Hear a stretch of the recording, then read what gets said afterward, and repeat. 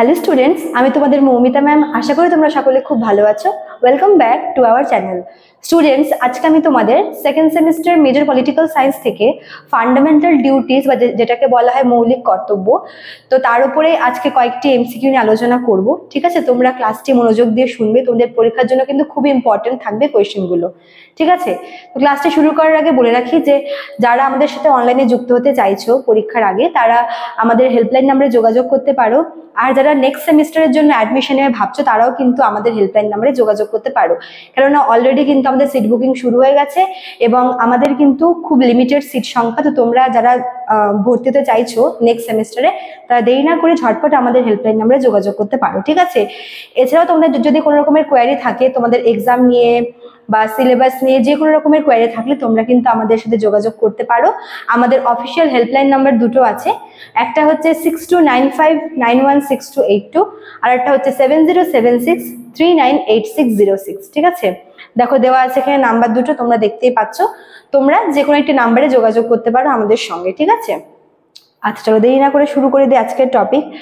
আজকে তোমাদের আমি ফান্ডামেন্টাল ডিউটিস বা যেটাকে বলা হয় বাংলায় মৌলিক কর্তব্য, নাগরিকদের দেশের প্রতি নাগরিকদের যে মৌলিক কর্তব্যগুলি রয়েছে, মোট 11টি মৌলিক কর্তব্য রয়েছে, তো সেখান থেকেই কয়েকটি কোয়েশ্চেন নিয়ে আজকে আমি চলে এসেছি। ঠিক আছে, আচ্ছা দেখো ফার্স্ট কোয়েশ্চেনটা আছে যে in which part of the constitution are the fundamental duties to be observed by the Indian citizens. বলছে আমাদের যে ভারতীয় সংবিধান রয়েছে, মানে সেই কনস্টিটিউশনের কত নম্বর পার্টে মৌলিক কর্তব্য বা ফান্ডামেন্টাল ডিউটিস সম্পর্কে বলা আছে। দেখো যখন মূল সংবিধানটা আর কি রচিত হয়েছিল, তখন কিন্তু ফান্ডামেন্টাল ডিউটিসটা সংবিধানে হচ্ছে ইনক্লুড করা ছিল না। ঠিক আছে, তো পরে 1976 সালে যে 42তম যে আমাদের অ্যামেন্ডমেন্টটি হয়েছিল কনস্টিটিউশনের, সেখানে কিন্তু এই মৌলিক কর্তব্যকে অ্যাড করা হয়। তো মৌলিক কর্তব্য বর্তমানে একটি ধারার অন্তর্গত উপধারার মধ্যে রয়েছে। তো সেটা কত নাম্বার? এটা হবে হচ্ছে পার্ট 4-এর এতে। ঠিক আছে, দেখো পার্ট 4-এ কিন্তু directive principles of states policy বা যেটাকে বলা হয় ডিপিএসপি, সেটা রয়েছে। তো এই ডিপিএসপিরই হচ্ছে 1 নম্বর মানে উপধারাতে আর কি 4 নম্বর পার্টের এতে এই মৌলিক কর্তব্যকে পরে কিন্তু ইনক্লুড করা হয়। তো এটার অ্যান্সার হবে হচ্ছে 4-এর এ। ঠিক আছে, কোয়েশ্চেন নাম্বার 2 বলেছে fundamental duties of Indian citizens are mentioned in which article of the constitution. তো এটা তোমাদের পার্ট কত নাম্বার পার্ট, তো ওটা বললাম 4-এর এতে বা 4-এর ক এরকম হতে পারে। আর যেটা ধারা নাম্বার কত নাম্বার ধারা, এটা হচ্ছে 51-এর এতে। ঠিক আছে, দেখো পার্ট হচ্ছে 4-এর এ আর আর্টিকেল হচ্ছে 51-এর এ।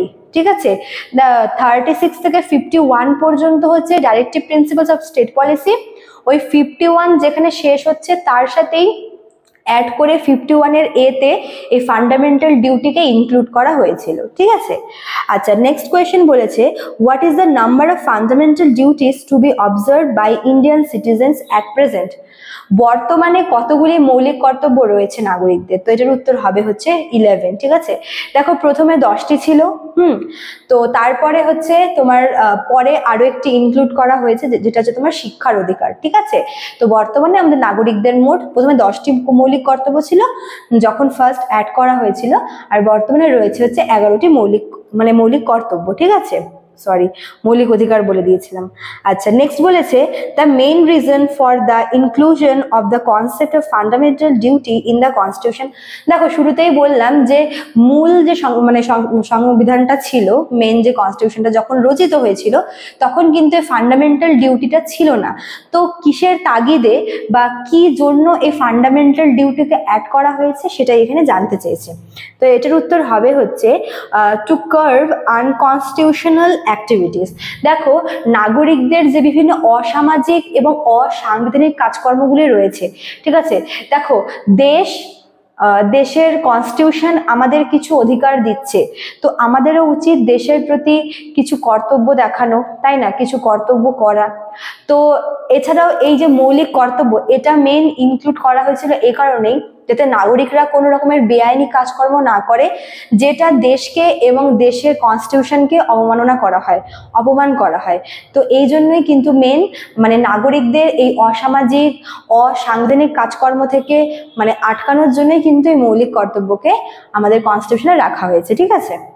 নেক্সট কোয়েশ্চেন বলেছে, according to the recommendation of which committee the concept of fundamental duty was included in the Indian constitution. এটা কিন্তু ইম্পর্টেন্ট।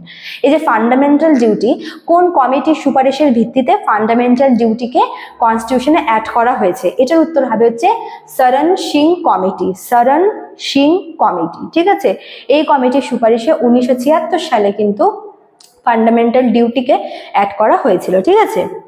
তারপর দেখো নেক্সট কোয়েশ্চেন বলেছে যে দ্য 11th ফান্ডামেন্টাল ডিউটি, দেখো প্রথমে 10টি ছিল, পরে আরেকটি অ্যাড করা হয়েছে, তো বর্তমানে 11টি আছে, তাই না? তো বলেছে the 11th fundamental duty is included in the constitution through which constitutional amendment. প্রথমে 10টা ছিল, পরবর্তীকালে একটা যুক্ত করা হয়েছে। তো কত নাম্বার সংবিধান অ্যামেন্ডমেন্টের মাধ্যমে এই 11তম মৌলিক কর্তব্যটিকে যুক্ত করা হয়েছে? এটা হবে হচ্ছে 86তম, ঠিক আছে।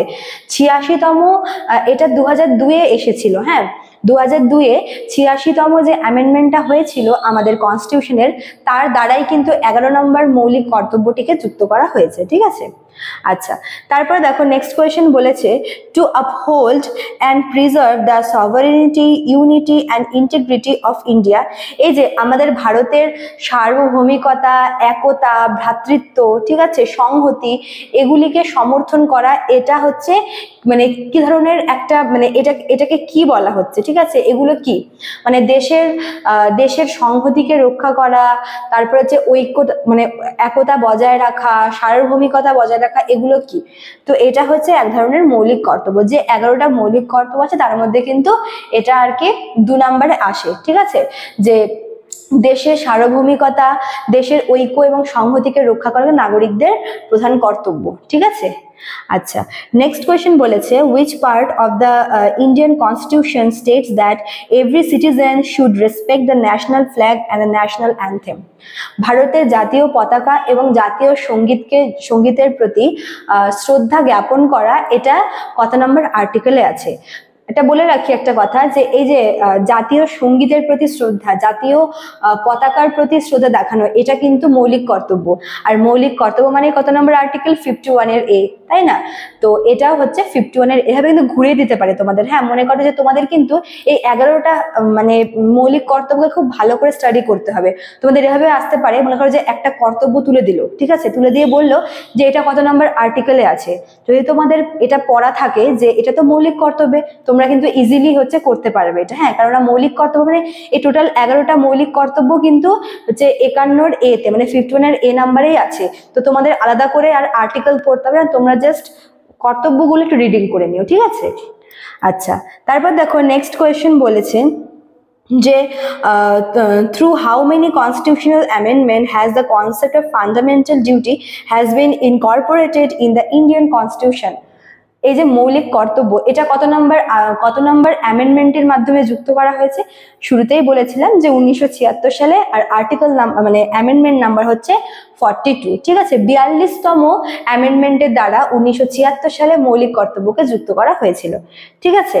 আচ্ছা, নেক্সট কোয়েশ্চেন বলেছে যে কি বলেছে, ওই সালটাই আবার বলেছে যে in which year the concept of fundamental duty has been Incorporated. তো এটার সালটা তো বললামই যে 1976-এ 1976 সালে 42তম অ্যামেন্ডমেন্টের মাধ্যমে, ঠিক আছে। আচ্ছা, এটা ভীষণ ইম্পর্টেন্ট। কি বলেছে, the concept of fundamental day described in the Indian constitution has been adopted from which country? এই যে মানে মৌলিক কর্তব্য যে কনসেপ্টটা রয়েছে, এটা কোন দেশের কনস্টিটিউশন থেকে নেওয়া হয়েছে? তো এটার অ্যান্সার হবে হচ্ছে সোভিয়েত রাশিয়া। তোমাদের এটার অপশনে হচ্ছে সোভিয়েত রাশিয়া বা শুধু রাশিয়া অথবা USSR এভাবে দিতে পারে, ঠিক আছে। তো মানে তিনটা কিন্তু একই, মানে মৌলিক কর্তব্য সোভিয়েত রাশিয়া থেকে নেওয়া হয়েছে। তো তোমাদের সোভিয়েত রাশিয়া, শুধু রাশিয়া বা USSR এভাবে লেখা থাকতে পারে অপশনে, তোমরা কিন্তু ওটা টিক করে এসো, ঠিক আছে? আচ্ছা, আজকের লাস্ট কোয়েশ্চেন যেটা এখান থেকে ফান্ডামেন্টাল ডিউটি থেকে, সেটা হচ্ছে when a citizen of India respect the various institution and ideals of the Indian constitution and the national flag and national anthem, তো এটা হবে হচ্ছে he fulfill his basic duty. দেখো, যখন কোনো নাগরিক সে যখন হচ্ছে দেশের সংহতিকে রক্ষা করবে, দেশের সঙ্গীতকে, জাতীয় সঙ্গীত, জাতীয় পতাকার প্রতি শ্রদ্ধা জ্ঞাপন করবে, তার মানে কি? তার মানে সে তার করা মৌলিক কর্তব্যকে ঠিকভাবে পালন করছে। সে তার মৌলিক কর্তব্য, যেটা তার করণীয়, যেটা তার পালনীয়, সেটা সে ঠিক করে কর্তব্যটা কিন্তু করছে, ঠিক আছে? তো স্টুডেন্টস, এই কটাই ছিল তোমাদের ফান্ডামেন্টাল ডিউটিস থেকে কোয়েশ্চেন। আশা করি তোমরা কোয়েশ্চেনগুলো বুঝতে পেরেছো। তোমরা হচ্ছে একটু থেমে থেমে ভিডিওটি শুনবে। তোমরা এখান থেকে কিন্তু অনেকটাই কোয়েশ্চেন তোমরা কমন পাবে, এতটুকু গ্যারেন্টি আমি দিতে পারি, ঠিক আছে? ভালো লাগলে অবশ্যই লাইক কমেন্ট করবে, শেয়ার করবে। দেখা হচ্ছে নেক্সট ক্লাসে। Thank you.